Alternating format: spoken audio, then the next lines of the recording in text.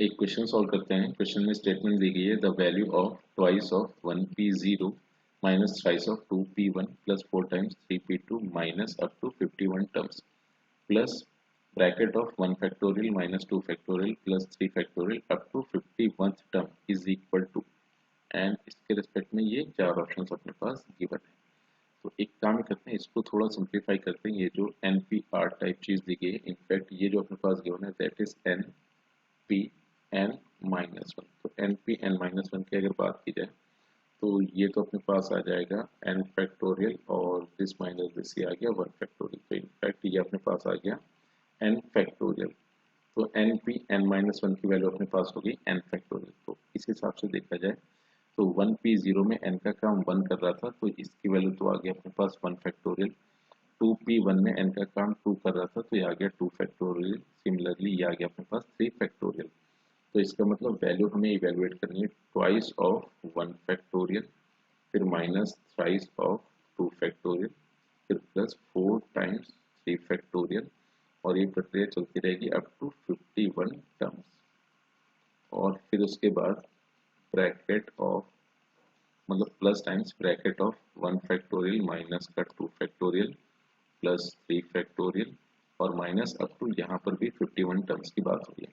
तो इसको सिंप्लीफाई किया जाए तो 2 इंटू 1 फैक्टोरियल इसे लिखा जा सकता है 2 फैक्टोरियल, फिर माइनस का 3 इंटू 2 फैक्टोरियल ये तो बन गया है 3 फैक्टोरियल, फिर प्लस 4 इंटू 3 फैक्टोरियल ये बन गया है अपने पास 4 फैक्टोरियल। तो यहाँ पर बात हो रही है 2 factorial 3 factorial up to 51 terms. तो यहाँ पर अगर देखा जाए तो इवन फैक्टोरियल वाले टर्म्स सारे के सारे पॉजिटिव थे, तो इसको आगे बढ़ाया और यहाँ से रिजल्ट देखने को मिलेगा 51 टर्म्स की अगर बात की जाए तो ये अपने पास शुरू हो रहा था 1 factorial 2 factorial up to 51 terms. तो लास्ट में जो इसकी एंडिंग होगी that will be 52 into 51 factorial. तो यानी कि ये सिंप्लीफाई होकर आ रहा होगा 52 फैक्टोरियल। फिर प्लस फर्दर गिवन था 1 फैक्टोरियल माइनस का 2 फैक्टोरियल प्लस का 3 फैक्टोरियल माइनस का 4 factorial up to and so on up to 51 terms. तो पहला ब्रैकेट तो अपने पास ऐसे देखने को मिला, सेकंड ब्रैकेट इस तरह से आ गया। अब यहाँ से अगर देखा जाए तो ये 2 फैक्टोरियल से 2 फैक्टोरियल कैंसिल, 3 फैक्टोरियल से 3 फैक्टोरियल कैंसिल, 4 फैक्टोरियल से 4 फैक्टोरियल कैंसिल हो गया।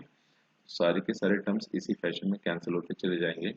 यहाँ से अपने पास बचेगा 1 फैक्टोरियल और प्लस यहाँ से अपने पास बचेगा 52 फैक्टोरियल।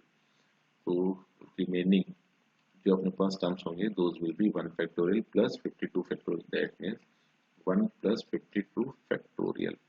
तो अब यहाँ से देखें तो ऑप्शन सी इस क्वेश्चन में option C is the correct choice and यही इस क्वेश्चन का फाइनल आंसर है।